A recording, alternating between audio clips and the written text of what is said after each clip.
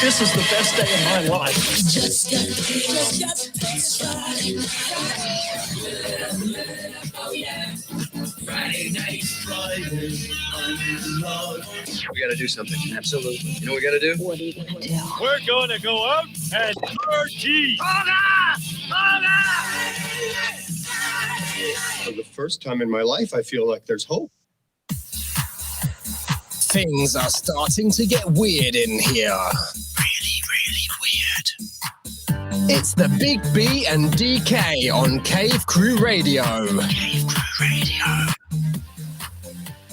Listen to us now at cavecrewradio.com. This is radio. Cave Crew Radio.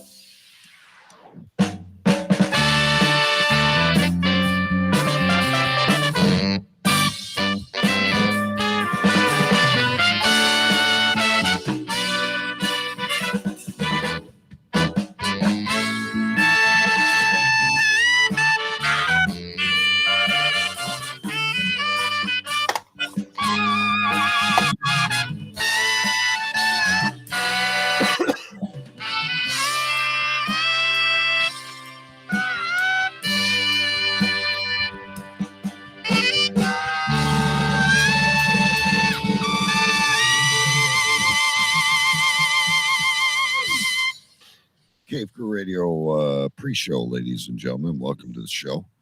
My name is DK, and it's great to be here with you tonight on a Friday night. Seems like we were just hanging out, Big B, a few short days ago. Yes, not too long ago. This past weekend, special surprise Sunday show. Surprise Sunday edition, and you are down with a serious case of the sniffles. Yeah, I got a massive head cold. Hopefully it's not the Delta variant. No, it's not the Rona, because I don't have a fever. I can taste and smell everything. It's a massive head cold. I feel all of my sinuses and coughing and sneezing and fun stuff like that. Big shout out to Jason Scott, who will be joining us in studio once Amanda gets back from her birthday dinner with her mother. We got Trump there, but that's okay. We got a lot of major announcements, and you're lucky. Mike Jolitz reads the news is back tonight, and I think he's 5 minutes, so he's going to give you a chance to blow your nose. I love Mike Jolitz, and Mike Jolitz reads the news. It's always a good time, and especially tonight if it gives me some time to kind of try not to pass out. Well, you know, I can also talk if you allow me to. So I'm sure we'll get by. I'm glad you're here. I wouldn't miss this. I started feeling sick a couple of days ago, and I said, "There's no way in hell I'm missing tonight's major announcements." Right. Well, next week you're away, so I had to scrape the bottom of the barrel, and you'll find out who that guest is shortly. I can't wait. I'll tell you the story about it. And I thought we were higher up than we actually are, but I guess not. But we also have the Choo Choo Mania, which I always thought we had a second one, but you informed me that no. We never got there. It never took place. So we never got there. We were planning it, but it never, ever actually happened. So this is like the part two, the sequel. The long-awaited sequel of Choo Choo Mania. I've got all the rules. I've got the items that they need. I've got the games they'll be playing, as you and I agreed on. Yep. And hopefully we sign the contract and get a date set tonight. I can't wait. So, and then if you can muster it, we still have a few kind of cool stories to get through. Yeah, I'm sure I'll be able to read the interesting news stories that we always manage to have. You're a true professional. You always are. you probably didn't watch, but Olympics really quick. We got 4 minutes to go. The Canadian ladies won the gold this morning, last night, wherever it was, after beating the USA. Oh, was that soccer? Yeah, soccer. I got you. Which I don't normally watch either, but I understand the rules because I don't know, Jason, if Isby's in chat. She just got home from work, so she says. More on Isby later. You have a hard time functioning in what show we're on, Jason Scott. Anyway, in the first gold, they won like ever. They beat the number 1 seed Americans. But CNN, congratulations to the Canadian women's soccer team and the first transgender, non-binary player in the Olympics to win a gold, of course, on the Canadian soccer team. Good God. What was his name? I don't know. I just like, there's a girl that's been playing since she's 16 and she's 38 and she's a soccer hero here in Canada, and she gets shaded. I mean, she's really the GOAT, right? Like she's right. the biggest of all time as far as Canadian soccer goes. Right. Fucking thing. But some guy named Troy who couldn't cut it on the men's soccer team decided, hey, I'm gonna pretend to be a transgender and go kick the ball around on the women's side. Oh, we can end the show right now. All kinds of classics already. His name is Ghislaine. Oh, God. It's they. I won't call it a him or a he, but flat-chested, short haircut, female gestures on the face, and yeah. I feel bad for the rest of the team that takes the steam away. That's the world living. And who I feel bad for is the last person to get cut from the team, the last lady to get cut from the team, so they can make room for fucking Troy to get on the team. Troy, I like that. Troy. Yeah, it's the last woman, who worked her whole life to get to the Olympics. Has done endless practices and what have you in training, but she gets cut for Troy. Yeah, for Troy. Troy, we'll call it Troy. And then the other thing, really quick, we're down to like a minute and a half before we go live, is I had the skateboarding on, which I originally thought was very ridiculous. Right. Until I started seeing what these kids do on the skateboards, hitting the ollie or whatever they call it, was amazing. This young blonde surfer kid from Australia won, but they were doing some pretty weird shit. Like I was like, whoa, I'm gonna stay tuned to this. It's better than speed walking. I'll tell you that. Oh God, is speed walking like an actual event in the Olympics? Yes. Oh my God. And the only reason I watched is because a Canadian won bronze. And if you lift your foot off the ground, right, you have to step aside for 10 seconds. Oh, good God. Was there pickleball? There was no pickleball in this Olympics, but there is hope that in future Olympics it will arise. I think, what's that other game they play with the beanbag? Cornhole. Cornhole should be in there. I want to see you lead the way in pickleball for bringing Canadian pickleball to the Olympics. I think I could do it, and whether I medal or not, I would hold my head high. I would say you would be the GOAT of Canadian pickleball. I appreciate your faith in me. My son Jake will be my trainer in the near future once our supplies arrive, and I will be. I will keep everyone updated on my pickleball. Anyway, the clock has expired.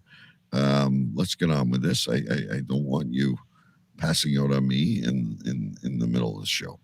So let me start the radio, and we'll get this party started. Air traffic control, bring in New York. Roger that. Bring in Canada. 10-4. Gentlemen, we have liftoff. 10, 9, 8, 7, 6, 5, 4, 3, 2, 1. Warning, Will Robinson. This program contains bad words. Use caution. If easily offended, enter at your own risk. The next button. Shock Talk Radio. Uncensored and live. Cave Crew Radio.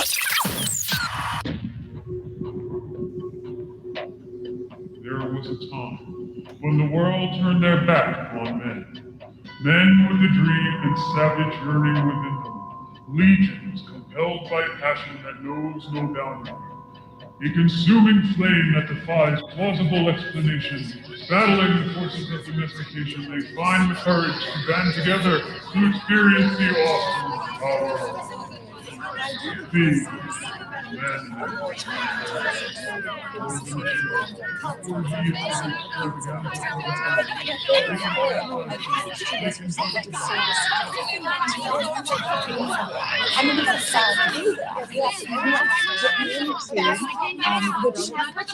say this with all due respect. Shut up! Shut up! Shut up! Shut up!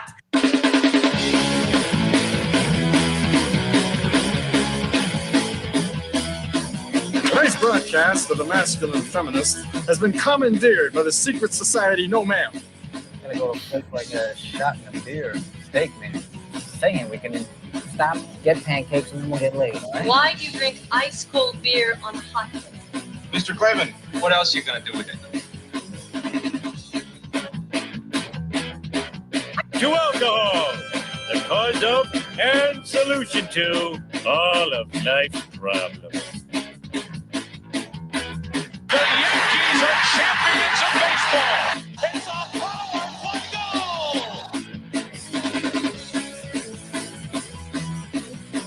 This is Cave Crew Radio.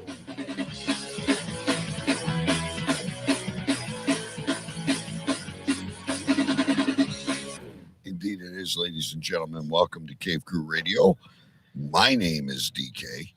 I am live in my cave in Windsor, Ontario, Canada, and it is great to be here. I'm leaning down too far to this microphone. I apologize. I look like I'm slumping. Anyhow, it's great to be here tonight. We got a big show ahead for you. Cave Crew Radio is live every Friday on cavecrewradio.com, over on our YouTube channel, and of course on Facebook. And we are available anywhere podcasts can be found, so be sure to check us out. As I said, big show ahead. We have a surprise guest announcement for next week. Big B will be going on vacation. We have the contract signing of the finally returning Choo Choo Mania epic event. If you weren't witness to the first one, especially if you're a participant, you should probably go back and watch it or listen to it, whatever you prefer. And we have Mike Jolitz on the show, and of course, our usual shenanigans. Joining me anyway, ladies and gentlemen, as always, from Queens, New York, the Duke of Urine Stench Alley, as knighted by the Queen herself, the President-elect of the United States, amidst the kerfuffle that has still not been settled, and of course, the epicenter of something, ladies and gentlemen, Sir Big B. Yes, live from Queens, New York, I am Sir Big B, your President-elect of the United States of America. And as TK said, as always, the epicenter of something. This week, I am the epicenter of everything Dayquil. Dayquil, okay. Dayquil. I have. Is this a dietary aid or a? I have, as you can probably hear from my voice, I have a massive head cold that started with my older son last week, I guess it was. Passed it on to my younger son, who in turn has passed it on to me. And whenever that happens in this house, I get it the worst. Yeah, you always are the epicenter of the virus. That's for sure. Right. And let me be clear right off the bat, this is not the Rona. I can smell everything. I can taste everything. I do not have a fever. I have sinus congestion. I cough. I sneeze. I have a head cold. It's not the Delta. You are fully vaccinated. I am fully vaccinated. Yeah. And in the next 2 weeks, August 16th, I believe, you will be allowed to enter restaurants or gyms if you choose to go to a gym because you are fully vaccinated. Yes, we're turning into Nazi Germany. Show me your papers to go anywhere in this fucking city. See, I thought you would support that because you are pro-vax. I'm not pro-vaccination or anti-vaccination. I got vaccinated because that was my choice. What the government is doing is far overreaching in mandating that private businesses only allow vaccinated people within their places of their establishments. That is basically a totalitarian socialistic tactic. Show me your papers. In order to move freely, you have to show me your papers. Now, anywhere in history, that has never worked. Don't feel bad. Over here in Canada, we're 3 weeks from entering stage 3, which allows us to dine indoors, allows us to have 50% capacity at arenas and yada, yada, yada, yada. The Blue Jays are back home playing baseball. But that's the landmark to move to. There is no other stage. Right. But because we have not hit the vaccination targets, we are to remain in stage 3. So, talk about a prison. Other provinces have opened up. No testing, no quarantining if you have symptoms, no quarantining if you test positive. Yes, we can eat in restaurants, Jason Scott, and I've been in them. I was away last week, and there is no social distancing. I'm appreciative of that. I don't like masks, and I'm vaccinated. We have big news on Amanda, by the way, coming up. So I have one question, since I am the epicenter of all things Dayquil. So when you get Dayquil, they give you the packet. So obviously I have one square taken out because I've taken my medicine. So if you see here, I have it backwards for a reason. If you see here, 1, 2, 3, 4, 5, and there would be 6. Yeah. Right. So you would think there would be 6 doses of Dayquil in this packaging. Yeah. But when I turn it around, you'll lose me for about 10 seconds. Don't worry, I'm here. Okay. When I turn it around, as you can see, there is 1, 2, 3, and the one I took would be 4. In here, they've decided to waste this space and not put medication, but put their little fucking, so you can't see it on the camera, but there you go. You can just see it. It says Vicks. It's a little triangle, like a guitar pick looking thing that says Vicks. So instead of putting medication there, they decided to put their name. Yeah. No, I've noticed that in other medications. I don't understand. I guess it's to sell more medication. So you don't get a full thing. You have to buy more. Yeah. But now here's the thing. NyQuil will knock me out. I will sleep fine like a baby. But Dayquil, it reacts weird on me. I'll get sleepy and I don't do well with Dayquil. No, Dayquil, like I've tried to time it so where tonight I took it to where it's at its peak effectiveness. So like I'm sweating. That's why I got the air conditioner on behind me. I got a fan on in front of me because if I'm not, I'd be drenched in sweat. And then hopefully, I'm hoping to make it to the end of the show, and then as soon as the end of the show ends, the Dayquil should be wearing off, and I will feel like complete crap again. Will you switch to NyQuil? No, I'm just trying to go to sleep. See, And that's why I'm not drinking tonight either. I will just be drinking water. I prefer the NyQuil to the Dayquil because I'd rather suffer all day and get a good night's sleep. I'm up and down anyway at night, depending on like last night, I was either too hot or too cold because the medication, the Dayquil is like helping me sweat. So I'm hot. I put on the air conditioner. Then a little while later it wears off. I'm cold. I got to put a blanket on. It's until I start feeling better. But that's where I stand at this moment in time. I'd rather be cold. There's the question of the night. What would you rather be? It's much more comfortable to be cold because if you're lying there and you're drenched in sweat, you're like in a puddle of your own ick. It's not comfortable.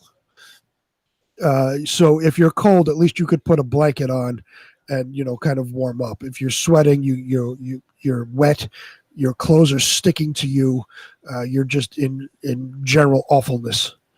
Although you do know that the sweating, and that's why, like the ancient Irish tradition of the hot toddy, the whiskey, the honey, and the tea, or the whiskey and the lemon and the tea, whichever you profess to, makes you sweat at night, and that's supposed to sweat out the virus. Supposed to sweat out all the bad stuff, which is, and I'm appreciative of that, believe me. And the way I sound and the way I feel today is actually a hell of a lot better than I was yesterday.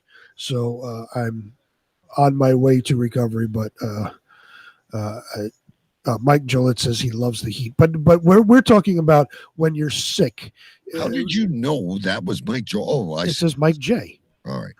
And Jason Scott is feeling the aftermath of the second shot of jab number 2. We got so much to talk about. So my question is before we leave the topic to Mike Jolis, because he just chimed in. He loves the heat. Do you like to sweat when you're sick? Would you rather be sweating or would you rather be cold? Yeah, good question out there for the audience because I know when I'm sweating, I'm getting rid of it, and whatever I'm doing is working. But at least when I'm cold, I can like wrap up in those. But even in the blankets, when you're cold, sometimes you can't get warm, and that it's a weird thing, Big B, because when it comes to weather, living here in Canada, I prefer to be warm. Right. I hate winter as much as I love hockey and different things. I hate being cold when I'm awake, but when I'm sleeping, I prefer to be cool. Does that make sense? Am I weird? I don't know. That makes 100% sense. And Mike says he'd rather sweat when he's sick. Yeah. I mean, I get, what sweating does, but when I'm sick and I'm trying to sleep, I don't want to sweat. Yeah. You're cool. But when you're cold, you can like keep piling blankets on, cuddle the dog. Right. Guano, whatever you got, right? I agree. In general, like, in healthy times, I much prefer the summer to the winter. So I like the heat of the summer, and then you can always cool off in the air conditioner. Right. And then at night, I have the ceiling fan running plus the air conditioner. I like it cold at night. Truth be told, I don't know if there's a place like this on Earth. I like fall and spring. I like 75, no humidity. I'm not cold. I'm not hot. You could go to San Diego. I don't know. It's pretty hot. They have those yard fires going on down there. Well, they're generally like, 72-ish most of the year. But Jason Scott thinks that because we live in Canada and we're in the cold, and yourselves, New York, we will live longer. We will preserve ourselves from global warming, I'm assuming. It's great. Wasn't global warming supposed to take us out 30 years ago? Yeah, another 30 years from now. All right, we're going to bring Jason and Amanda. Please call in. I know you're probably in line at a fast food restaurant or at an outdoor cafe, but go ahead and embarrass yourselves. And I just wanted to ask you about Cuomo. really quick. Please. I don't need a half hour rant. Is he going to resign or is he not going to resign? No, he's too much of a fucking egotistic maniac to resign. He has already said he's not resigning. He's come out and said, even after the attorney general laid out all the truths that he did, he went on and denied it. He said he's not resigning. This is completely false and untrue. And so now, basically, the majority of the New York State Assembly wants him out, so they will have to draw up articles of impeachment to get him out. His own party wants him out. Yeah, his own party. All the governors in the tri-state area here, Connecticut, New Jersey, and to our west, Pennsylvania, all Democrat governors all say he should resign. Our shitbag Joe Biden says he should resign. Everybody wants him to resign. I mean, this was damning to him. I'm not defending him in the least, even though Bill Cosby was found not guilty. I'm not defending him in the least, but it seems to me the Democrats, as soon as you fuck up, they just can you. Oh, they will turn on you faster than the fucking weather in Kansas. And by the way, Bill Cosby was not found not guilty. He was released on a technicality. He was found guilty. 5 years old, he's still going to spike the Jello. Right, he's still going free, but he was not found not guilty. He was released on a technicality. He was in a civil suit. He basically admitted to the crime in a civil suit, but the agreement was that they couldn't use that in a criminal lawsuit, a criminal trial. That was with one district attorney. Another district attorney ignored that deal and brought charges against him based on his testimony in the civil suit, and that convicted him. He got released because of the previous deal that was in place. Not because he was not guilty, because he already had a plea deal. So this is O.J. Simpson 2.0. Basically, yeah. And O.J. wrote a book, If I Did It, Gee. Yeah.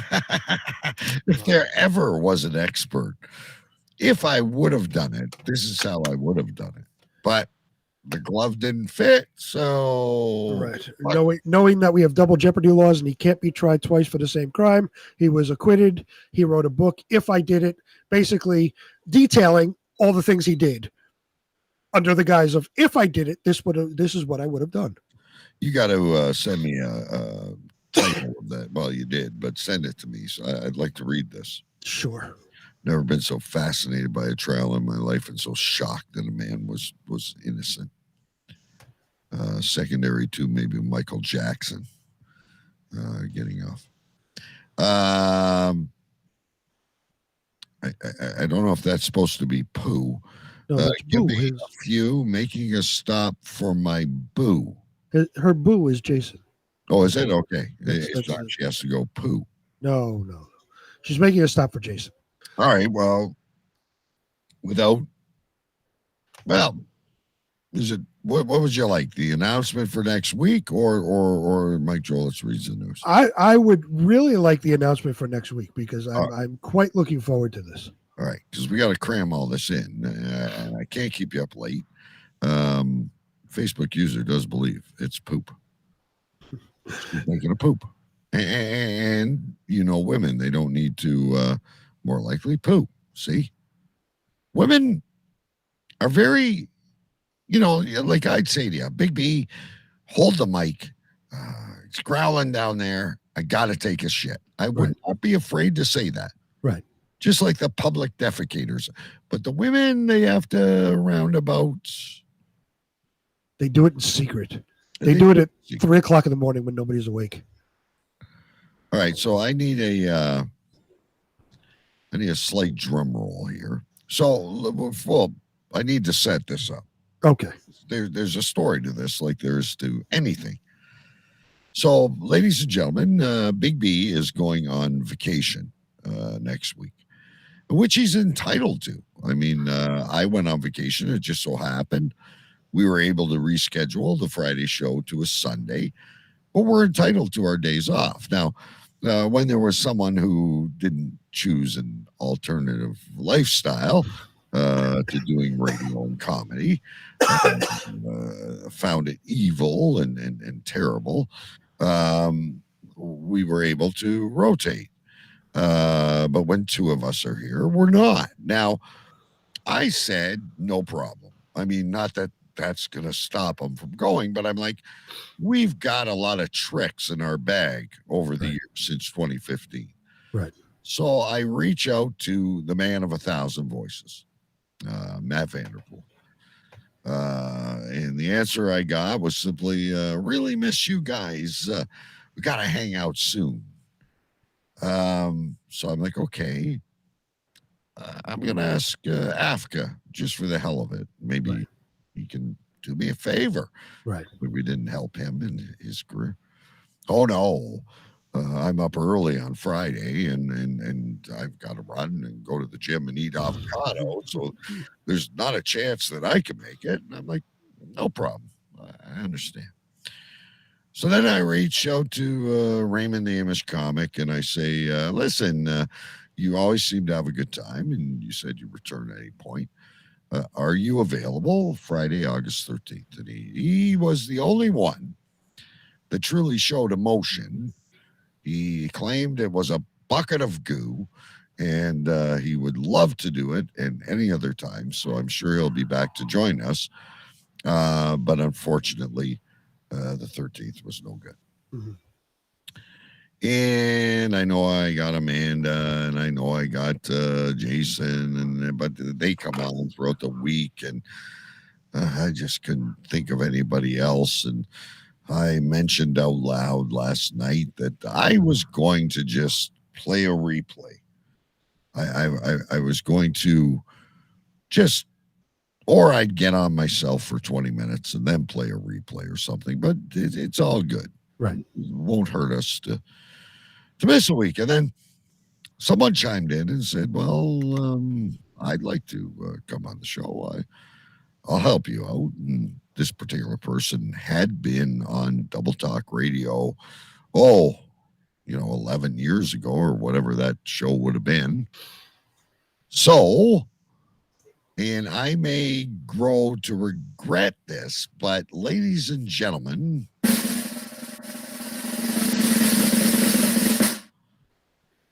next week's guest joining me alone in studio will be Isbia. For those of you that don't know, Isbia is my wife. I will set her up with a microphone and a computer of her own in a different room, and she will be uncensored, available to answer your questions. Will she be on camera? She will be on camera. She will have her own camera in a different room in the house. In a different room in the house. So because the time I did it when I had Stu here, he was sitting like about 10 feet and we could hear each. It was really irritating. Right. So now I know you got to get a floor away. There's delays between the broadcast and hearing my voice or hearing their voice or whatever. Mm-hmm. So yeah, Isbia will be here, live uncensored, answering your questions. I'm pretty sure she would take every advantage to embarrass me. This makes me want to do everything I possibly can to join for maybe the last half hour. Yeah, or get your questions in, send them over to me. I'm an honest guy. I'll read them. I'll say this question is from Big D. He wants to know about the probe or whatever. And I will read the question and you can listen at a later date. I definitely want to understand how she fell for the boss, how the boss charmed her with the ever popular Ford probe. Well, I'll forget by then. So like before you go away, jot down some notes. I'm sure the audience will have some great questions, and I will certainly whatever she says about me, I'll try to defend myself in the best I can, and I won't attack her too bad because I want a place to sleep that night. But And Jason's saying he gave her a double-double. I don't know what that means, but I will try. I think knowing that your wife is going to be on, and I have so many questions that I would love to interact with your wife. Well, if you have Wi-Fi by the fire, you can always join us and chat. Just please don't be an idiot and show up as Facebook or YouTube user. Well, no, I'm coming home on Friday. I just don't know what time I'm going to be home. Oh, I got you. Okay, so you might be able to just relax in the living room and put it on your phone. Right. Yeah. So I may be able to come on for a little bit. In the last half hour, I will try if she's going to be on, because I have so many questions. I would love to have a in-depth conversation with your wife. No, there you have it, and I promise I will ask the questions. So we're just awaiting Amanda and. Amanda is not sure where the link is. Amanda, I just reposted it in the group chat that we are having, so please go to that, and I tagged you in it. And I don't know what Jason is doing with what his boo got him. So anyway, ladies and gentlemen, Isbia live in studio next week. She'll be joining us, and she's actually a really cool lady. And hopefully we're going into the Choo Choo Mania. Hopefully we'll still be together after all this. I have a feeling that she will hold her own very, very well. She knows me. She lives with me, and she's done this before in the Double Talk days when she was a little bit more relaxed, and right. But she's used to a headphone, radio, no video. But I'll have her set up. I'll get her the ATR 2100. She'll have a good mic. I'll set up her computer. I'll have everything set up for her, and all she has to do is click on the link, and everything should be fine. Now, what was her role in Double Talk Radio? Because I listened for while we were both on All Radio X, and I don't remember her being on. I think she was previous to you. I think she was back in the days. You were there when DJ Chris and Violet were the hosts, and then after that, Maddie was host. But she was around when producer Scotty and Violet, and she'd sit down here, I guess, because Jake was really little then, so he'd probably be in bed, and I was doing my thing. So she'd sit downstairs, she'd have the television on, and she'd throw on a headset and join us and chat. So she wasn't really a co-host, but she's been on a few. It's nothing new to her. So I'm having a technical conversation. I was listening, but I'm having a technical conversation. I think that the best thing to do right now is to go to the Mike Jolitz reads the news, and we can get this sorted out with those guys. That would probably be best right now. Just to keep the show flowing. Right. So, ladies and gentlemen, another awesome friend who's been a friend for a very long time is Mike Jolitz. He's here and he's gone, and then he's here and he's gone, but he's back again, and we love it when he's here. We think he's like a secret agent or something. He's like a Navy SEAL, and he like takes off for months at a time. And Amanda's there. I'll let you in a minute, Amanda. But anyway, he does the news, and he's got a good one for us this week because he wasn't here last week. So let Mike. These guys have no idea what microphone couth do they? She's rubbing that microphone all over her boo. Yeah, not on yet, so just hang on. Mike Jolitz, I'm going to mute you. Mike Jolitz reads the news, ladies and gentlemen. Hello, Cave Crew Radio.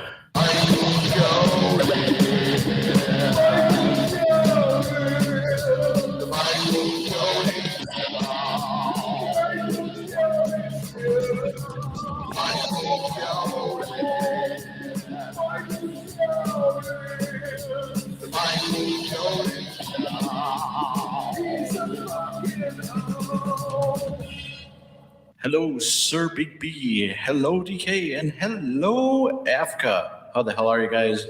I'm doing okay. I'm doing all right. Alrighty, guys. It is now time for the news. The U.S. women's soccer team lost to a smoking hot Swedish team. One girl was quoted as saying, "Haha, we beat that purple-haired dude."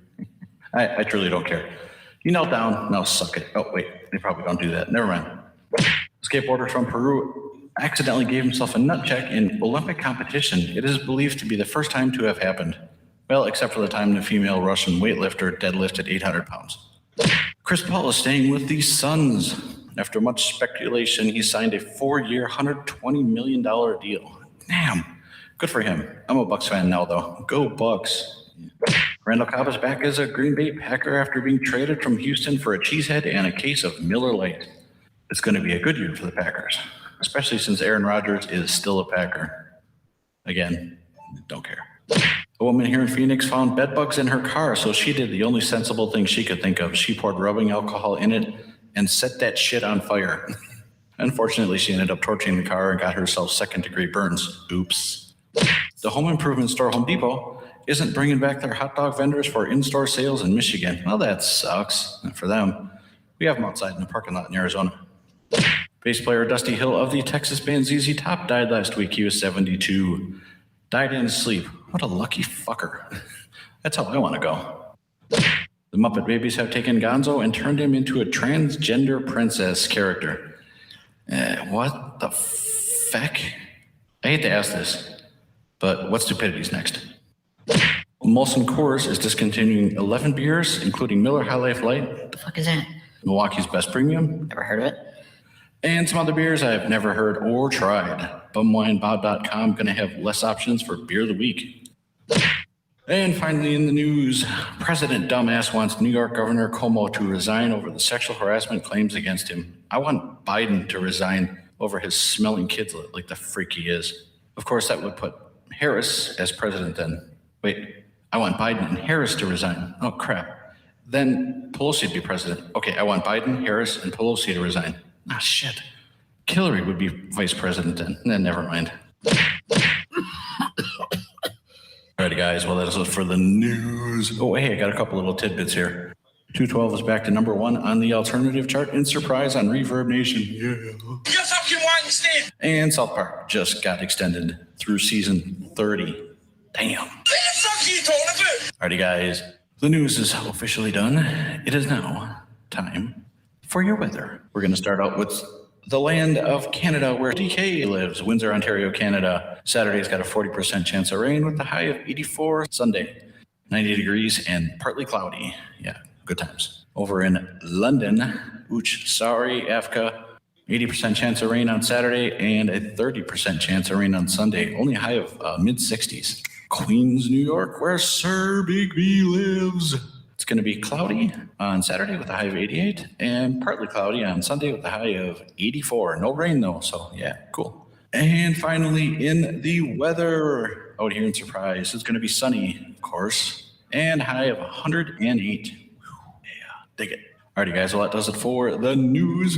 Hope you guys have a great show. And yeah, so if you guys want to get me on the Twitter, it's at Mike Jolitz. If you want to email me, it's mikejolitz@gmail.com. Or you can call and leave a voicemail. Check this out, DK. The phone number is 701-484-3657. All right, take care of you guys. See you guys next week. Later. Bye-bye.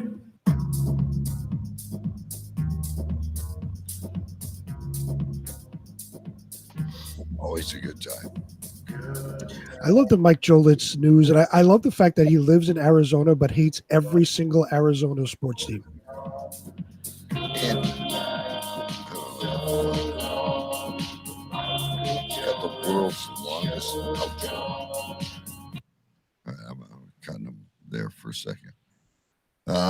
Anyway, it's always I know Amanda's in the dark. And where are you, Jason? Amanda, log back in. We're waiting for Jason as well. We need you guys to log in so we can do the next segment of the show. Excuse me. I loved how he put that, though, eh? Oh, we get rid of Biden. Then we got Harris. She's worse. Then we got the other one. She's even worse. Then we got Hillary. She's even worse. Fuck it. I'll wait 4 years. It's just a never-ending cycle of awfulness within the Democratic Party. Well, who the hell is voting for these people? I mean, someone likes this shit. Retarded liberals who don't know anything and think socialism is good. Anyway, Mike Jolitz reads the news at Mike Jolitz. I did not memorize the phone number. I have it written down.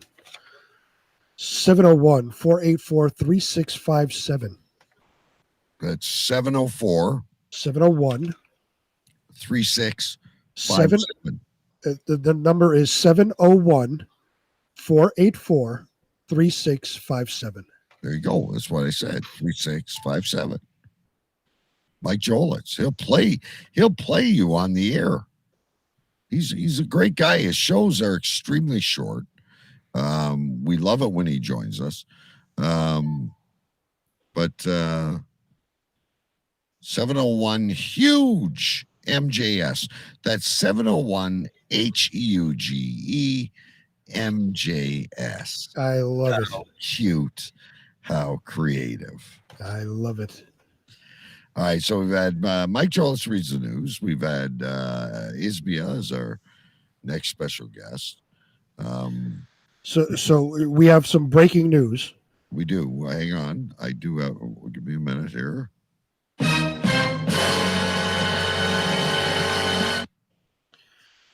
Jason just said he can't go live. Facebook blocked him because of a Hillary Clinton joke that he posted and got flagged. Oh. He sent a picture of this. It says, you can't go live right now. To prevent any misuse, we've temporarily restricted your ability to use this feature on Facebook. You can try again later. That is his there you go. posted story. All right, stay in chat, Jason. We'll get to your remarks as soon as possible. I guess then the lovely Amanda is the only one we're waiting for here. Well, I don't understand why Jason can't go live on Be Live. I don't because Facebook blocked him. Well, because you log in with Facebook. You could also log in with Google. Oh, try logging in with Google. Amanda sent you a message as well. She did. She says she can't copy the goddamn link. This contract signing has become a clusterfuck. He's got a 30-day ban. Anyway, let's do it this way. Let's just do it this way. I'm going to ask this question first because I know there's a delay in chat. I know you lovebirds are going to Niagara Falls and hopefully will not cancel after the event. So basically, next week is out of the question. Big B's away. We have the 20th and the 27th available to do Choo Choo Mania. So you two talk amongst yourselves. And aren't they together? Why can't they just go on Amanda's phone? I have. Well, Amanda was in her van, I guess, heading because she had to make a stop for Jason. She can't get back on now. Resend her the. Well, the link is in chat. Hang on, I got an idea. Okay, you don't answer this. Okay, just I have an idea. Let's see if it works. Okay. We won't have them on video. I'm going to X you out of here. Well, I won't. Okay, just don't answer. Okay, I know what you're doing. Let's see if we can get the two of them. Boya. Hi. Hi. You look really pissed off. It's a damn pain in the ass. Okay, well, I hate it. you're only on an audio. Okay. Because you were unable to join, but at least we have you on audio. I'm taking Jason cannot take calls either on Facebook. I guess not. I think he's blocked from everything right now. All right, so we'll keep Jason in the chat. By the way, your hair looks lovely. Thank you. Great job. I know you went for a haircut and got all died. So I might as well bring this up, Big B, and we'll just use our show poster. So we have Amanda on the line. Jason has been blocked. He's home at sick from the second dose. Is that correct? That's right. Okay, but glad he's well enough. The 20th, Jason's mom is coming to the city for supper. Yeah.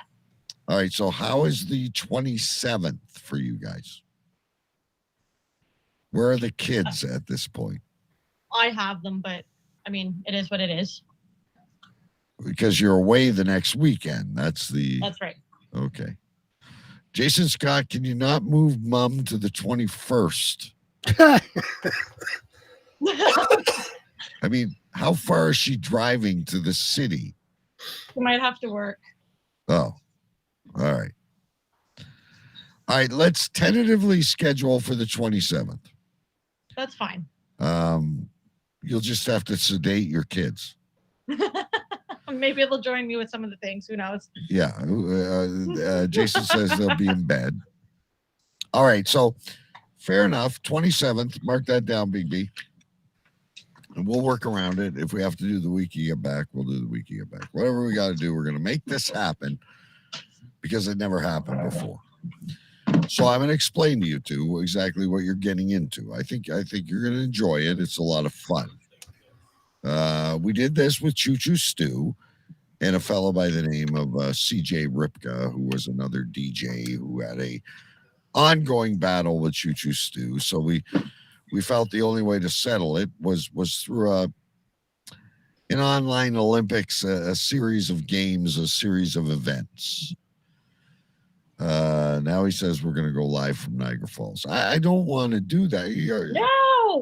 No. Amanda says no. She has plans for you. I'm putting my foot down. Definitely not. She's got edible undies, Jason Scott. Maybe. You never know. Well, then. You never know. So anyway, the reason we did this is for Stu and CJ Ripka to have basically a what was that thing on Seinfeld they did with the airing of grievances, Big B? I have no idea. Anyway, so they could do this, and they went through an event with some. Jason Scott says he also has edible undies. All right, this is excellent. I don't know what his are flavored as, but anyway. So here's the deal. There's a few things you're going to need on hand. Okay. And there's a few rules you're going to need to follow. And there's 5 games you're going to play. Okay. The things you will need, and we will send you a paper copy of this. You're going to need hot sauce. You're going to need pickled onions. Ugh. That's what we want to hear. Then you don't want to lose. You don't want to lose the games. You're also going to need some form of Kentucky bourbon. I don't know if we have that in Canada, but some kind of bourbon, a Mickey or something of bourbon. And you're also going to need mustard. Oh, good Lord. And you're each going to need a notebook because you have to write things down for one of the games. Oh, yes. And you will need a pen and paper. Now, as far as the rules go, they're very simple. You just participate. You agree to participate in all the events, and they're not that bad. Trust me. You're not going to be running through the streets naked or anything like that. You must be on separate rooms and devices. So even if you have Jason over or you're at his house or whatever, you need to be separated. Mm-hmm. There's no cheating, or hints can be given. So you can't give each other hints and you can't cheat. It's all in fun.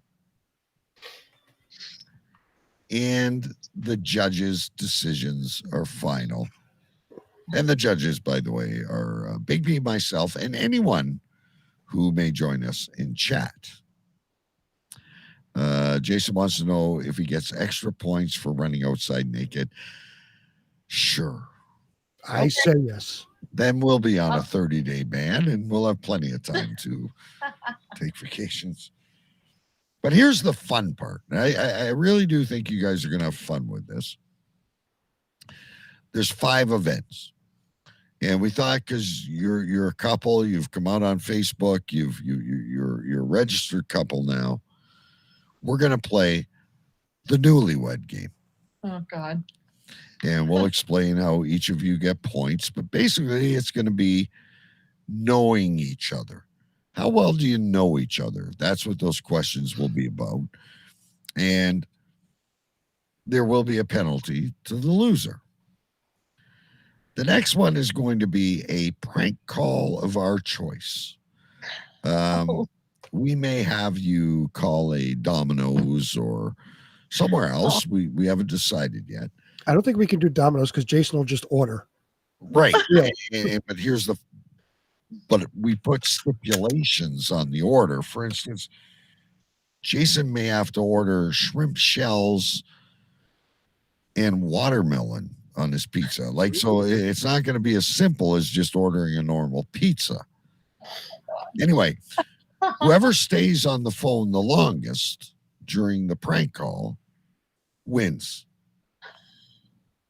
We could have them call Walmart and complain about something. There's so many things we could do. Oh my God. But whoever keeps the person on the phone the longest wins. The next thing was Big B's idea. And this is going to be simply judged on visuals. Prior to the event, you will both cook a grilled cheese sandwich and present that to us. For us to judge on the what would you say, Big B, the visual beauty, and how well it's put together, and what it looks like, and then you have to describe everything that went into making the grilled cheese sandwich. No one's going to go to jail. We will be calling from a Los Angeles number, so don't worry. We have all that covered. We're not new to this event. So, yeah, the grilled cheese, you both will simply make a grilled cheese in your leisure before the show. We'll judge on the color of the bread, thickness of the cheese. I would love to taste and eat it. Jason Scott's good at talking smack when he's in a chat room. Yeah, he is. Apparently not feeling well. He sure seems like he's feeling okay to me. Anyway, the next one is going to be the $20,000 pyramid. Have you ever watched that game show, Amanda? I heard of it. I don't think I've watched it. That's where, let's say the word is bicycle. And without using the word bicycle, you have to get Jason to say the word bicycle. You have to give clues as to what it is. Right. So you might say pedaling. 2 wheels, non-motorized, whatever. That's the next one. So how that's going to work is that we will text you what the word is, whether it be you, Amanda, or we text Jason, whose ever turn it is. We will text you the word, and you have to then get the other person to guess what the word is by describing it. Sounds good. Yep. Okay. And it won't be as simple as bicycle. Believe us. No, I had to come up with something off the top of my head, Big B. And then, and listen, on something like that, you guys can pretend you don't know the answer to make the other one lose. That's no fun. You got to really try and be in the spirit to make this fun. Jason thinks he's going to win all these. Oh, probably. After he goes to jail for making the prank call. Excuse me. You got me coffee now. There you go. The last one I'm really excited about, Big B, is one of our favorite games on the show, and that's Believe It or What. And it is going to be, and these two are the experts of this, it's the Believe It or What fast food edition. Oh, Jesus. How well do you know your fast food and your fast food history? Yes, not just what you order at the door. You know us. We throw some tricks in there. And Jason, don't even type it in because you're sick. So I'll just put up your last comment when he says, I'll probably win that too. So we're talking about the newlywed game, $20,000 pyramid, the prank call, the grilled cheese, and the fast food trivia. Not so painful. Right? Not so painful in and of itself. Now, if you lose one of these categories, that's when it gets painful. If you get a question wrong in one of these games, that's when it gets painful. Hence the hot sauce, the pickled onions, the mustard, and the bourbon. Yeah, You could be wasted. Question, not just the game. Well, itself. I never Each said question? each question. Big B threw that one out at me like a curveball from left field. I didn't say that. I thought it would be the event. It could be each question. It could be just the game. We will see. We have to discuss. We don't want you to throw up and get sick, even though Choo Choo Stew did throw up in a bucket. And that was a highlight of Choo Choo Mania. Yeah. I'll send you guys the link so you guys can watch. Jason Scott wants a vertigo challenge. Oh, good God. Of course he does. I'm sure he's got vertigo right now. Okay, listen. Before we let you go, so you guys talk, make sure the 27th is a good date. We won't go out and advertise it yet. We got a big crowd out there all of a sudden. Everybody wants to see this. Folks, what we're talking about is the return of Choo Choo Mania. First time in over what? It's got to be 3-4 years. Probably even more than that. I will post the YouTube link in Facebook and Twitter, and you can see what happened. It was a lot of fun, though, too, right? I think we had a good time with it. I think Stu and CJ had a good time as well. It was a wonderful time, and it ended in controversy that still hangs over the original Choo Choo Mania to this day. Right, with the water and the beer, which to me is bad sportsmanship. If you can live with yourself after something like this, I say do your best. Even if you lose, you went in and you played the game honestly. Wouldn't you agree? Exactly. It's all for fun. Would you agree? And if you beat Jason Scott at this event, I will let you challenge Big B in a future date of, believe it or what, all questions in French. Oh,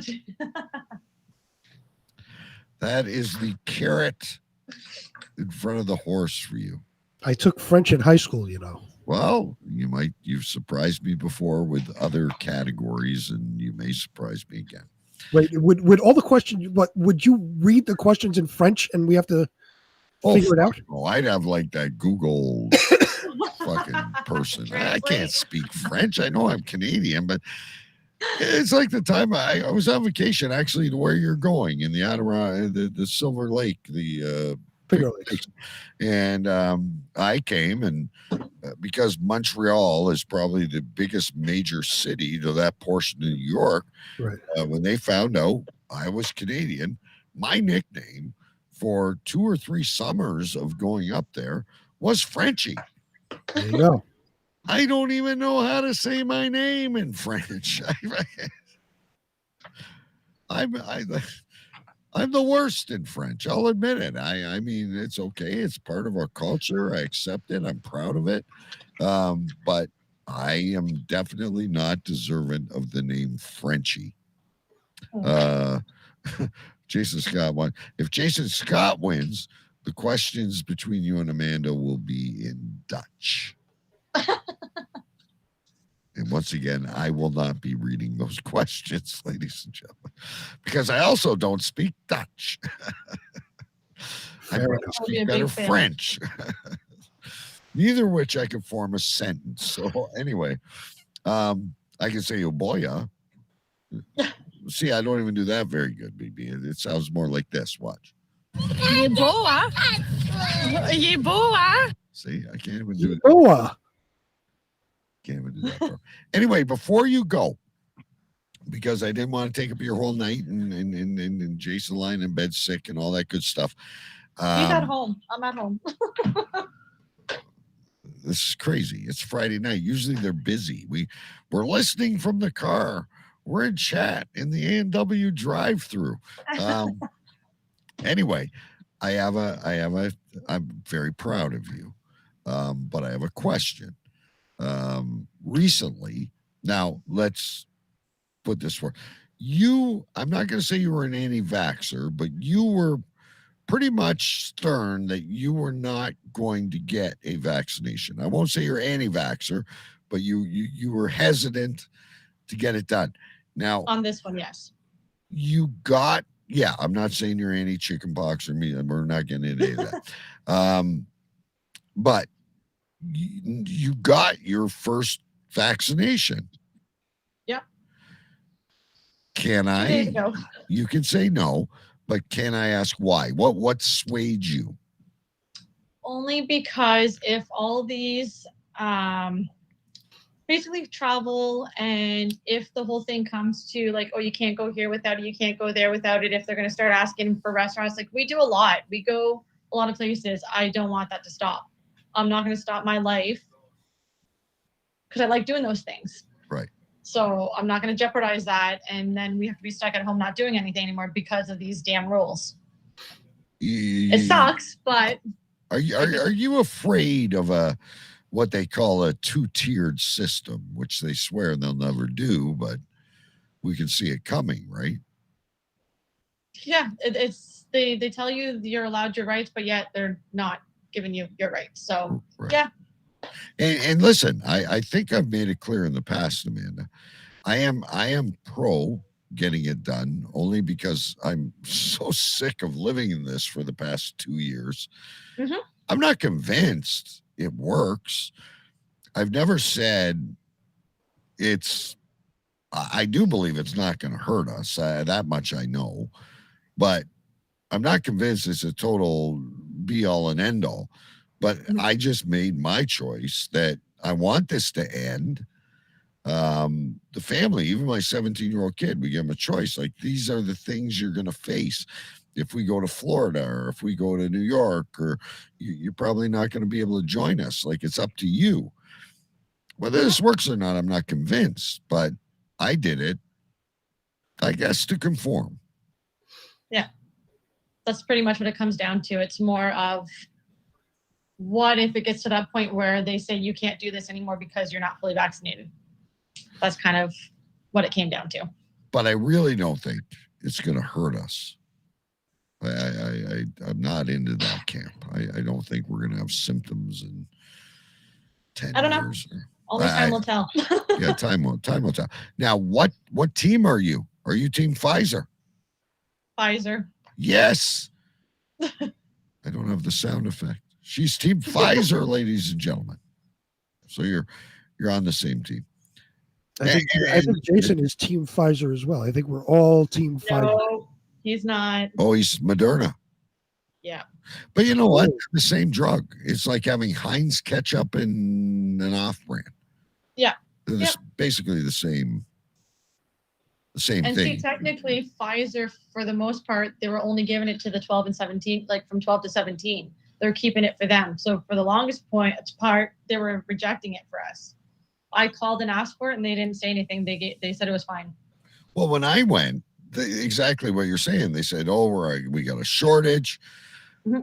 You're going to get the Moderna." I walked in, and they said, "Yeah, you might get the Moderna." I'm like, "Listen, whatever. I just want it done." And then when I sat down, the nurse said to me, "You're getting the Pfizer today." I said, "All right, cool." And I was lucky. I didn't get any symptoms but Jason has, another guy I work with, was roughed up for a day.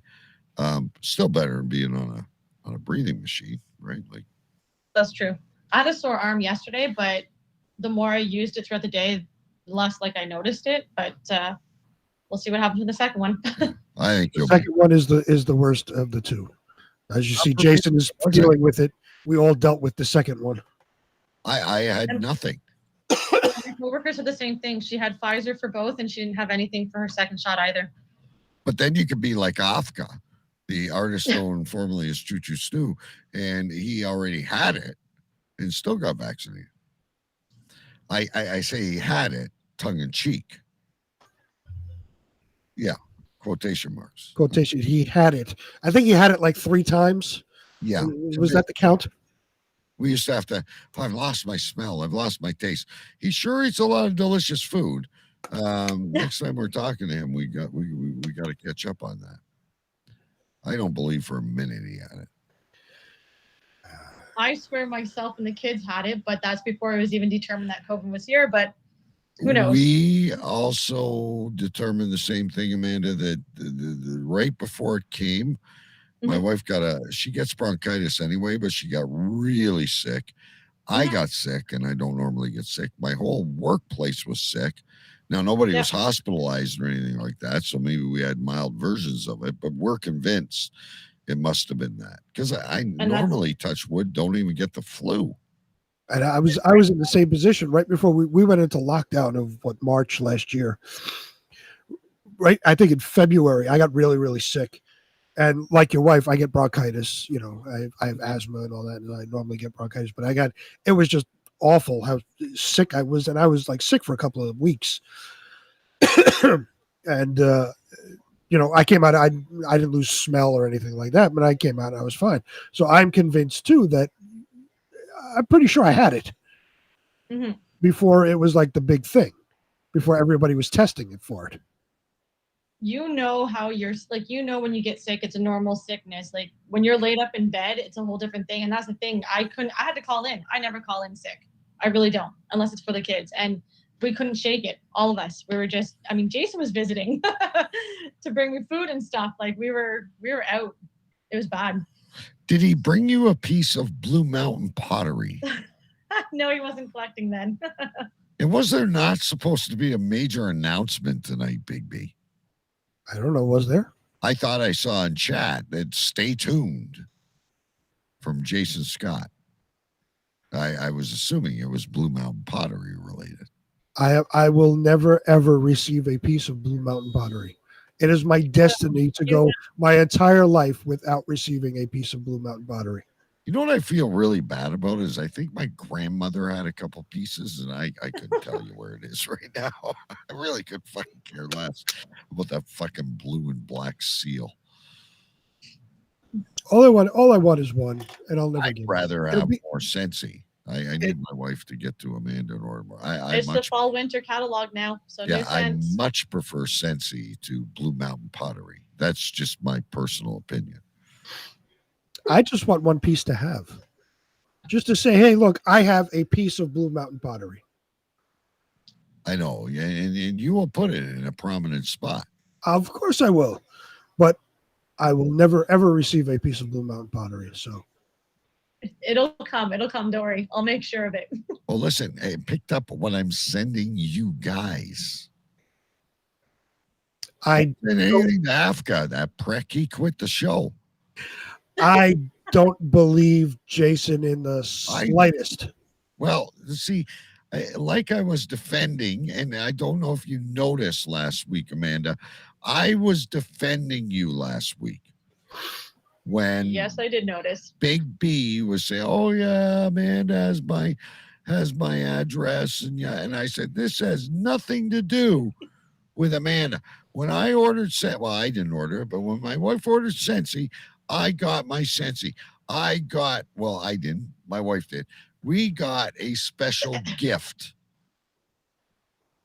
So it's not on Amanda. This is all on Jason Scott and the boy that cries wolf. Well, he says he picked out what I'm sending you guys. Boxes going out next week. I don't believe it. I think our next T-shirt should be something tied into Choo Choo Mania, a Team Jason or Team Amanda? I think you're firmly behind Team Amanda. I am absolutely Team Amanda. You are 100% Team Amanda. I love Jason Scott. He's a great guy. But he's like Pinocchio.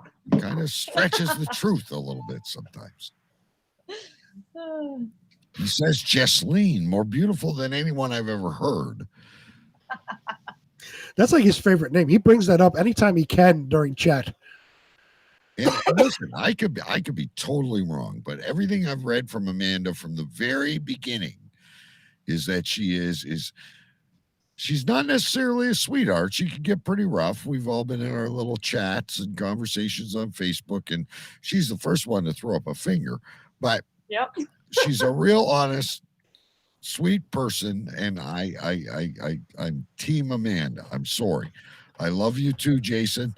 But I'm Team Amanda. But that will not sway me in the contest in any way. I am an impartial magistrate of Choo Choo Mania. I was just going to say I'm remaining neutral, as we need to judge the participants in Choo Choo Mania. I am remaining a neutral party, not favoring Team Amanda or Team Jason. Right. We are just here to facilitate Choo Choo Mania. We do need to get a poll, though, in the Cave Crew Radio Facebook at some point to get the betting odds going. Maybe there's a site. I know I'm always trying to scam people out of money, but maybe there's a site where we can put this up for betting, like a pro line type of thing. There you go. You know, what do they call it? DraftKings. And maybe they'll accept us, and then we can get the odds going at different times. You know, Amanda 2-1, Jason 1.45, and we get these bets going in.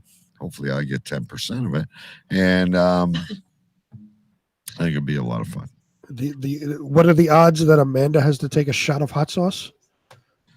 Yeah, I like that. Yeah, we could have different things. Now, Amanda, that's a good question. So how do you feel about these following things? Hot sauce. I don't like any of them. I really don't. You don't like mustard? Nope. You Well, don't like, you don't like, out of all of them, that's the best one. what about bourbon? Probably not, but yeah. But Mustard you is drink probably those you drink those fancy drinks. It wouldn't be so bad. But it's not a hard liquor. She swears a lot. Winner, chicken dinner. And then what about pickled onions? Because you're almost a vegetarian, right? I like pickles, but I don't like onions. So that's just going to be nasty. Okay. And they have tequila. I can live with tequila. That's a pretty strong. If you want to use tequila, that's what I was just thinking, off the top of my head. I originally said peanut butter whiskey, but you brought up it might not be available in Yeah, Canada. I don't know if we have that here. So tequila would be fine. Let's amend that to a hard liquor of your choice, not fucking that is at least 40%. right, not fucking the fucking seltzers or wine coolers or any of that shit. Not tequila rose or lime crush margaritas. No, it's got to be one of these groups: whiskey, we can do tequila, rye, vodka. It's fine. Yeah. What is it? Rye. That's Rye. a whiskey. That's whiskey. Yeah. So good old boys were drinking whiskey and rye. So let's say it has to be one of these four: whiskey, tequila, vodka, or gin. One of those four. Yeah. Okay. Sounds good. Any of that. As long as it's a pure spirit. Right. I drink rye and Coke, so that'll probably be my go-to. There you go. So minus Coke, though. There's no Coke. Yeah. And listen, if you believe in yourself as much as I believe in you, you won't touch any of those ingredients. Just make sure you don't get anything wrong. Yeah, just get a good night's sleep. Fast food trivia. Read like crazy in your spare time when you're sitting on the toilet. Newlywed Game. I believe you know Jason Scott really good. $20,000 pyramid. You're a creative person, and I think I think you get a bad rap. I really think if you watch a couple of YouTube videos, a little bit of the Food Network, you're going to steal the grilled cheese. So you might not even touch any of this stuff. The only thing maybe by that standard, then the only thing up for grabs maybe is the prank call. It's a prank call. And you use that voice, and trust me, if you called me trying to sell bug spray, I'd stay on the line for an hour just to listen to you talk in French or English or Dutch. Although I do like it when Jason Scott says, just like. Having the conversation on the phone. He's saying he's never seen you drink rye. All right, I'm going to let you guys browbeat each other. I'm going to let you go. I appreciate you joining us. Unless you want to hang out, listen to the news, that's up to you. That's fine. I can go. I'll finish my workout now. Oh boy, put us on the telly. We'll entertain you. You are. I'm watching. All right. So we're looking forward to it. Thank you for joining us. Jason Scott on a 30-day ban. I don't think that's going to be over by August 27th. We'll figure something out, Big B. Just log in with Google. Yeah. We'll teach you how to get on, Jason. You're not avoiding this. There's not a chance you're avoiding this. All right, ladies and gentlemen, there you have it. We've dropped the hammer on a lot of stuff tonight. Isby is joining us next week on the show, and on the 27th, Jason Scott versus Amanda, Choo Choo Mania. It's actually going to happen this time. We'll make it happen. Can't wait. All right, you ready? As ready as I'll ever be. All right, I'll help you out during this. Don't worry, ladies and gentlemen. It's that time of the show again where we like to check what's going on in the world. Hey, good evening. And now the rest of the story. It's time for this week's Weird News. Now over to the CCR News Desk with senior correspondent Big B.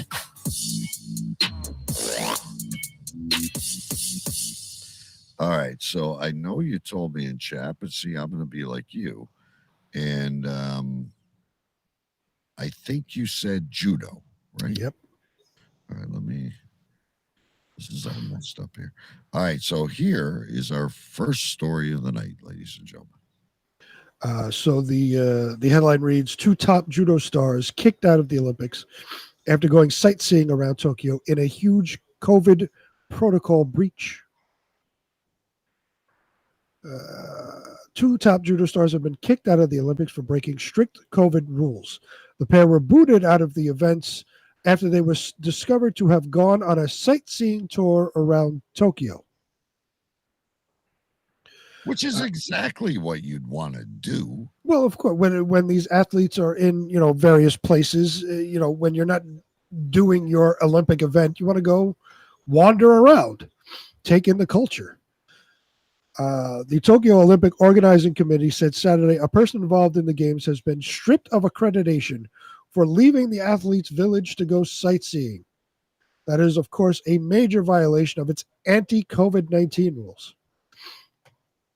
It is the first time that a participant of the Olympics has been deprived of accreditation since the games began on July 23rd. Organizing Committee spokesman Masanori Takiya confirmed the news at a press briefing, but the chief failed to provide any further details, promising that more will be provided Sunday. Takiya declined to disclose information such as the nationality of the offender. He also refused to state whether the persons were athletes or whether any others were involved. We can kind of break this down a little bit, right? Number one, these Olympics are different than any others. I mean, but what are you going to do? You and I, we're on the pickleball team. We're over in Tokyo. Right. Never been to Tokyo. Right. What's the first thing you want to do when you're visiting a new country? You want to see the sights. You want to sightsee a little bit. Wander around a little bit. I'm sure if they weren't under like these crazy lockdowns, you would be allowed to sightsee. Of course. Now, and I'm also assuming that these athletes, all these athletes over there, have been tested multitude of times, before and while they were there. So it's not like, huh? I said during it, the whole bit. They're probably being Sure. tested regularly, like Before and during the Olympics. I'm sure they're tested probably on a daily basis almost. yeah. So it's almost like a martial law type of thing is going on here. Right. It's crazy too. You can't wander around a little bit. You're not out there partying with hundreds of people. Oh no, that's another story. But that one's coming up. But you just want to take the sights in for a little while. You're at the Olympics. This is your dream come true. You've been working for this your entire life. You're in a foreign land that you've never been to. You want to wander around a little bit. And it's like me. I'm on vacation last week. I'm not in a foreign land. I'm still in Canada, but I'm away from my home. I'm in a busy village. Outside, nobody had masks on, but whenever we went in a restaurant or we had to, go to a counter and ask a question, we always put a mask on. You're following the rules. You can still do a little bit of this, not as normally as you could before, but we were still able to sightsee. Right. And it's funny too, because it says here, this comes as Japan extended the state of emergency in Tokyo after a surge in coronavirus cases. The country's prime minister said it was fueled by the more infectious Delta variant that was spreading at an unprecedented rate. Here's the thing that nobody wants to acknowledge or nobody wants to mention. In medical history, there's been viruses, since the dawn of man. There's always variants to it, right? As it spreads, it mutates. In every single virus ever, the mutation always speeds up infection rate, but severely declines the lethality of it. Right. So like the flu now, you can get the flu. The flu is easily spreadable. It's a seasonal thing. People get the flu all the time. But it's not like when it was, 1908 or whenever that was. A black plague. Right. It wasn't the Black Plague where everybody's dying of the flu. It mutated to the point where it's easily transmissible, but you're most likely not going to die from it. And that's where we're at right now. As we're seeing, if you look at the data itself, the infection rates are going up. Hospital rates are either maintaining or in decline, and the death rate is firmly in decline. So you're just getting sick. Right. And if everything they're telling us, I'm assuming, again, like you did I'm assuming with Parentheus, that all these athletes that entered the country need to be vaccinated, and they are telling us that the ones that are getting deathly ill are the unvaccinated. Not arguing one way or the other, but this is what they're telling us. Right. So what the data shows now is that yes, vaccinated people are getting the Delta variant, whatever it is, but because they are vaccinated, the symptoms are far less awful. It's basically you're maybe out for a couple of days, with flu-like symptoms, and then you're fine. The unvaccinated is where the extenuating symptoms, the hospitalizations, and all that still occur within the unvaccinated realm. Just because you're vaccinated, and the vaccination never said you would be immune to it. It was to protect against death, basically. Right. Hospitalization and death. Yeah, like your natural immune system is fighting. Right. I have a question. Sure. Before we go to the next story. You said these guys were judo. So, hypothetically speaking, Jason Scott had mentioned a few minutes ago, he says, I don't want to wander around Tokyo. Who would win between the judo guys and the Tokyo karate samurai sumo guys. Well, sumo wrestling is completely different from judo. Well, sumo wrestling is just wrestling. It's just Japanese. Right, but sumo wrestling is just two big, huge mammoths pushing each other. So I'm going to give you two scenarios. I'll give you two. The judo guy looks like a pretty big guy or girl. Looks like it has breasts. I can't tell. The judo guy or gal is in the alley against a sumo wrestler. Or the judo guy or gal is having a glass of sake at the local Tokyo cafe. Right. Before watching the dancers with the masks, whatever they're called. And runs into karate guys. Who's gonna win? That's my question. Is the judo guy gonna be able to return? No virus, no pandemic. Judo, karate, judo, sumo. Is the judo guy gonna arrive home safe? I would say the judo guy versus the sumo guy. Yes, the judo guy arrives home safe. Judo versus karate, it's a toss-up. It's two different. It's two completely different skill sets within the martial arts realm, but they are both within the martial arts realm. So it then depends on the level of training each one has, and how they use it within the fight. That's a much more even matchup than a judo versus sumo. Right. The sumo guy would basically have to pin him against the wall and just use the weight to suffocate them. Right. But one thing I noticed about judo, I watched a little bit of it actually. They wear loose clothing, whatever they call those suits, and they're allowed to grab it and use it. They're not just using body parts. They're allowed to use the loose clothing to their advantage. I would make sure mine was like 4 sizes too small. I don't know the particular rules around judo and their clothing. It may be that if you wore too small, you would be in violation of the rules. I don't know. So there might be rules. You have to wear a loose fitting. I don't even know what those things are called. Jason will tell me in a minute. It may be a gi. A gi. Yeah, let's just call it a gi. Anyway, that's all I have on that. Next story. You're done? Yes. Okay. Let's pull that one out. Oh, not so on. Sumo go bye-bye. All right, this one was kind of interesting. What do you got on this one? Well, there we go. The headline reads, "Meet the Doms who are demanding their submissives get vaxxed." Okay. I specialize in toilet play and can't do it with people who are unvaccinated, says one Dom requiring proof of vaccination for dungeon entry. Can you repeat that one line? I specialize in toilet play? I specialize in toilet play. Excellent.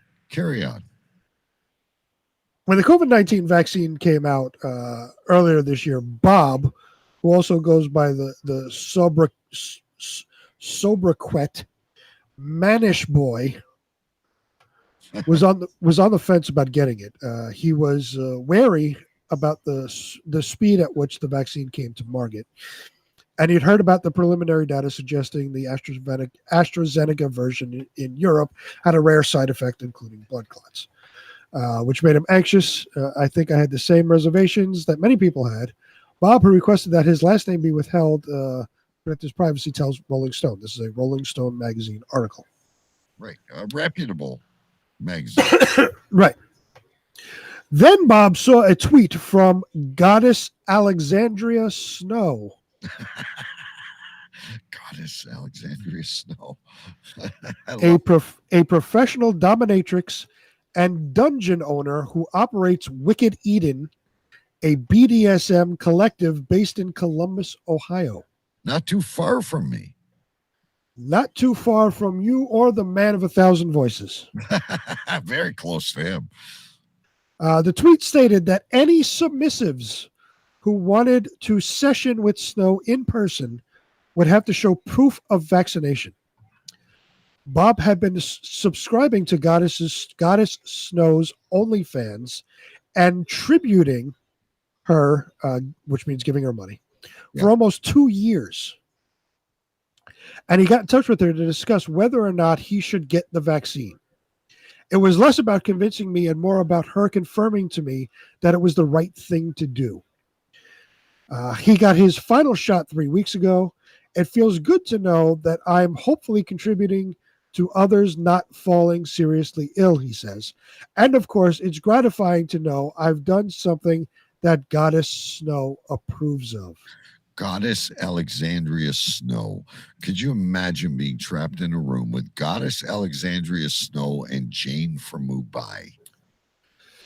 It would be excellent. I'd like to see that sumo wrestling. Oh, now, so she basically became a public service announcement. Yes, basically telling him that he would not be allowed in the dungeon unless he was vaccinated.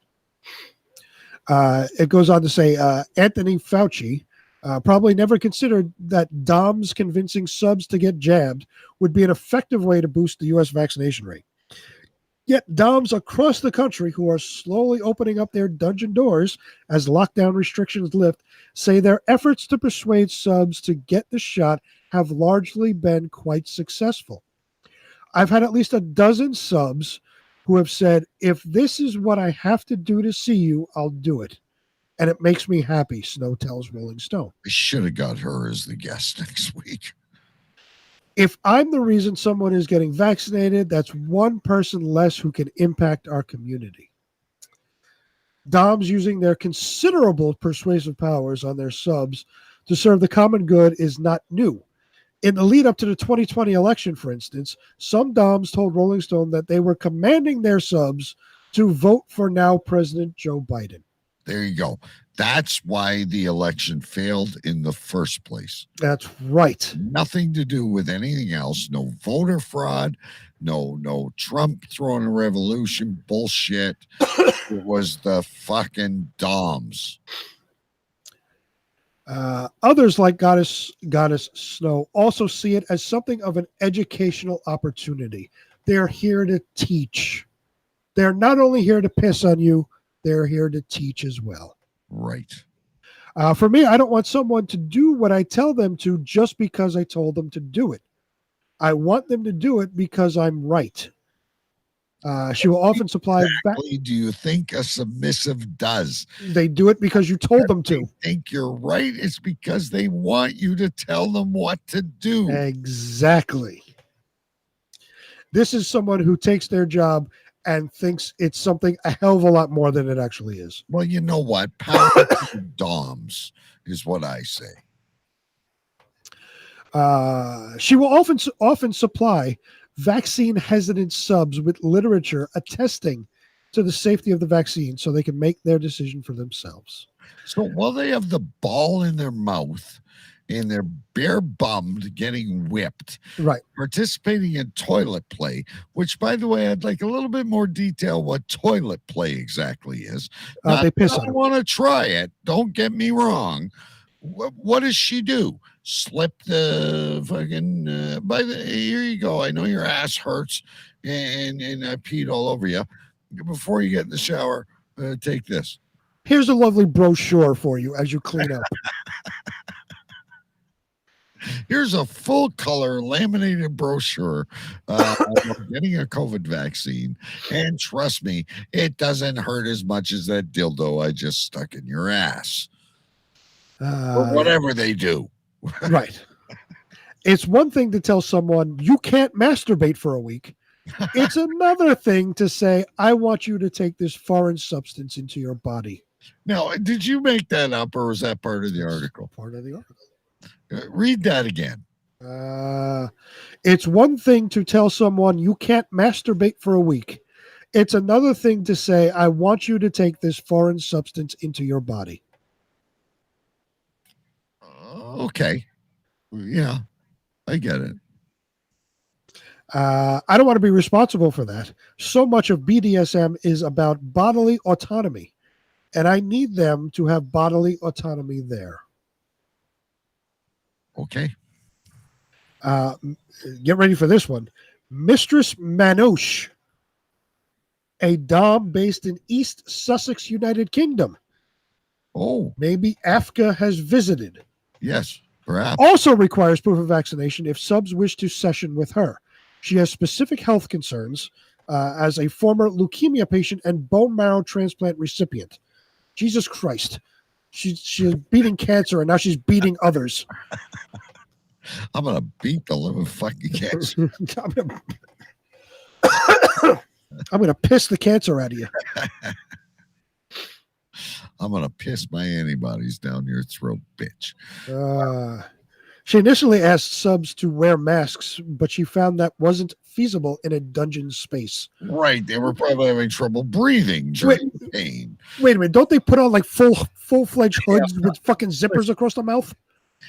I play the role as an expert to try and get through the show, but I've honestly not. I'm probably more vanilla than the ice cream you buy at Ben and Jerry's. I don't know. Is my answer. This is when we miss the third wheel. He's done these things. Yeah. What we do is very intimate, she tells Rolling Stone. I spit in my subs' mouths. Oh, excellent. I'm touching them. I use bullwhips. But you can't just bullwhip someone 10 feet away. Right. You're in a closed space and it's Indiana Jones whip. Right. You're in a closed space and it's not always practical to just wear masks. I couldn't work properly and do what I normally do if I have to keep my distance. Is there any germs being spread by spitting in one's mouth? Is there any STDs or any other bad viral disease? Well, you could spread hepatitis. Right. So we're still worried about the Rona. Well, this should sum it up.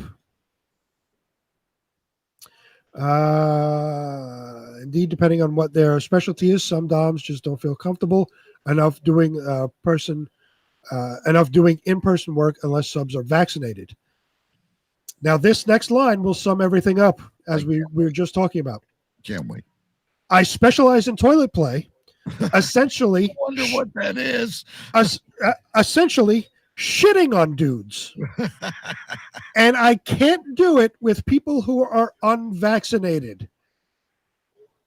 She can't shit on people who are unvaccinated. Let that sink in for a second. It is sunken in. You can't shit on someone who is unvaccinated. All the more reason, ladies and gentlemen, to go and get your jab. Now, in countries like Bangladesh, right, there is rampant disease that flows through that country. Right. One of the main reasons why is because there is shit everywhere. Right. Out in public. Viruses in their stool. Right. This person just said they can't shit on people who are unvaccinated. There you go. I'm going to leave this story at that because there's a Rolling Stone article that goes on for miles. No, we don't need any more. Buy your latest edition of the Rolling Stone, ladies and gentlemen. We still have one more quick article to get to that I've been waiting for, but Governor Stone, or whatever you call yourself, Snow, Goddess Snow. Thank you. Thank you for all you do. That's all I can say. I gotta get a water. Hold on. Yeah. Don't start yet. I gotta get this all set up. This, ladies and gentlemen, is an Aussie story. While we're waiting for Big B, don't forget, next week is Beyond the Show. August 27th is Choo Choo Mania with Amanda versus Jason. We can hardly wait. Hopefully Jason has done his band. Anyway, it's time for... It's time for Big B's Big Bang Story of the Week. All right, the biggest story of the week, Big B, it's over to you. The headline reads from Yahoo Sports. Stolen mascots, vomit, and holes in the walls. Australian athletes party their way out of Tokyo. From shit to vomit. You told me you weren't going to be on this week. Well, medicine works well, and so does this show. Okay. Acting like the world's most well-toned college students, several Olympic athletes partied on their way out of Tokyo, leaving a trail of destruction in their wake, or at least a broken bed and the kind of mess that needs a mop to clean. Australian media is reporting that members of the men's rowing and rugby teams left their rooms in Tokyo's Olympic Village in a messy and unacceptable state, according to the Australian Olympic Committee. Crimes against decorum included a hole in the wall, a destroyed cardboard bed, and vomit in a location where vomit is not supposed to be. Can't wait. Can I interrupt for a minute and let you catch your breath, get a sip of water? Did not Facebook accuse us that these cardboard beds were false? They most certainly did. And here we have proof yet again to go to the Mark Zuckerberg High Court. There is cardboard beds. A destroyed cardboard bed, for that matter. With a rugby team and a rowing team. Yes, the Australian rugby team and the Australian rowing team. Oh, that's beautiful. All right. Some young people made a mistake. They had left their rooms in a condition that was unacceptable. Ian Chesterman, head of Australia's Olympic delegation, told Reuters. He noted that the damage was minor. It's not that hard to destroy a cardboard bed, and the rooms were not completely trashed in any way, he says. Australian news reported that... Listen, you just said Reuters, major respected news company. Right. And cardboard bed. Yes. Yeah. All but right. Zuckerberg, Zuckerberg, can you hear me now? Right. Yeah. Australian news reported that cleaning crews were necessary to mop up vomit after the weekend partying after other athletes whose competitions aren't yet complete understandably complained. So the Olympic Village has a vomit squad, much like AFCA and the trains. Can you imagine? They're all walking in their gishis or whatever they call those things, and their kendo stick mops. COVID restrictions barred athletes from socializing or drinking alcohol anywhere but in their own rooms. Also at issue, the case of missing mascots. This is what I really wanted to hear about.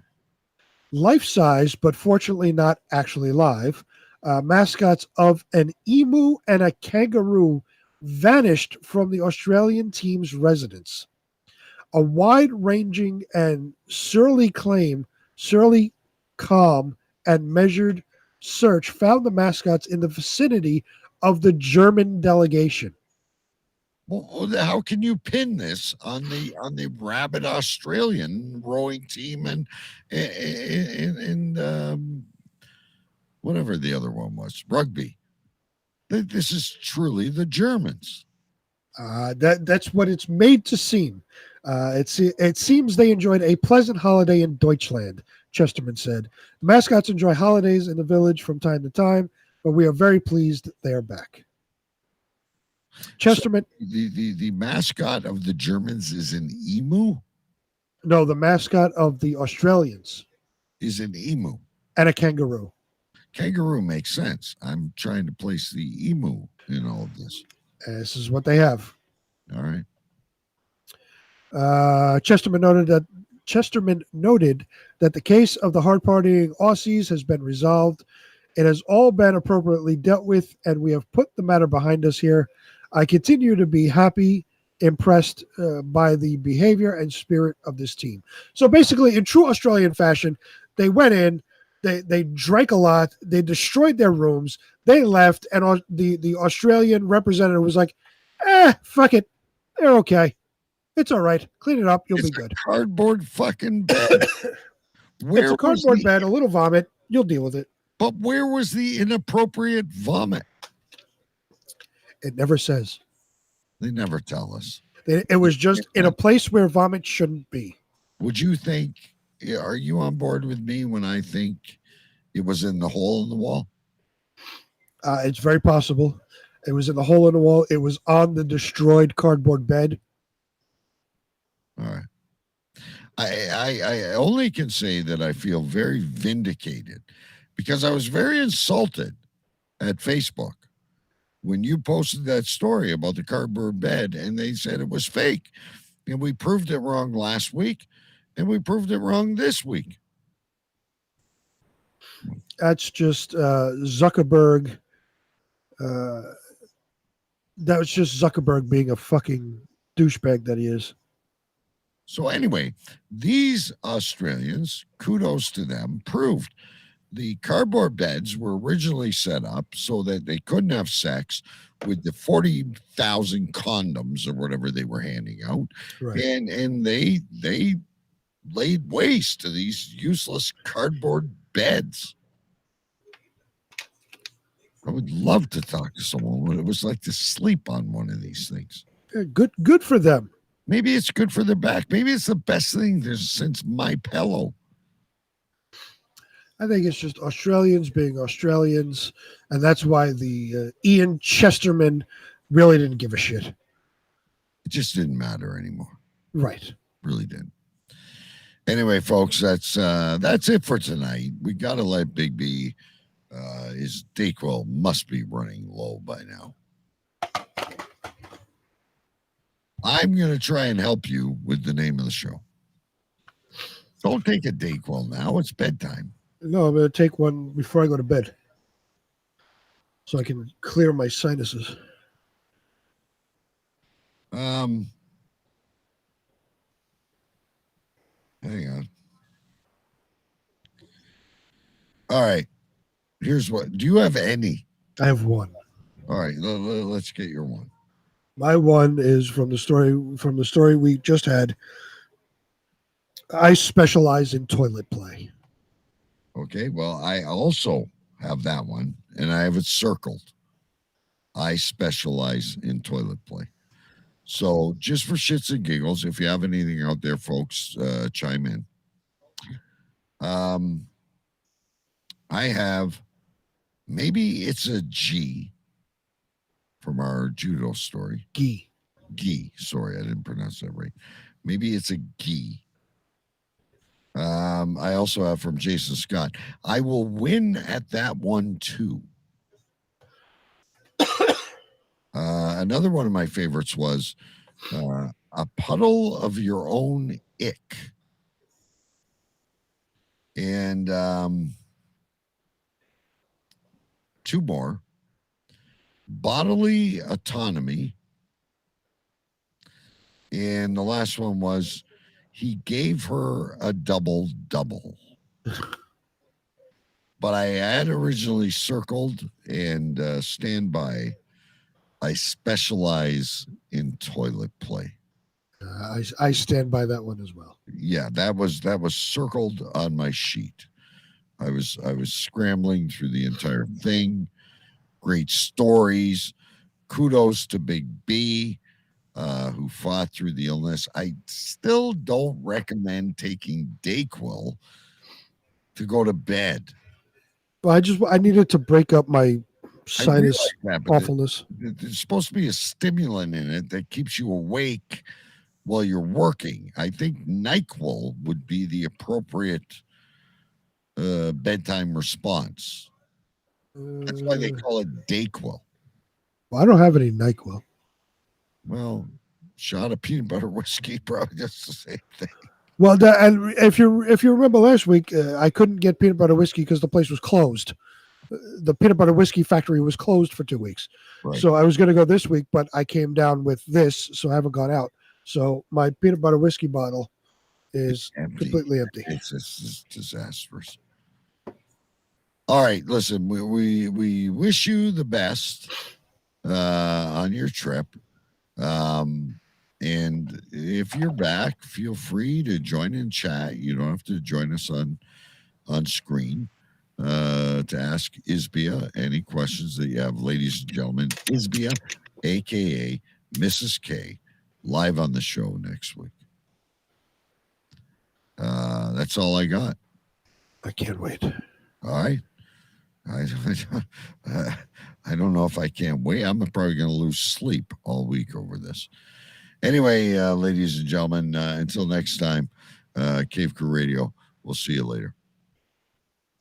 Thank you very much for listening to the show. Now stay safe, take care, and wash your hands. I want you to pack up and get out. Get the hell out of here! Go. Just go. Get out. Get the hell out! That will conclude this evening's entertainment. Shut up! Shut up! Shut up!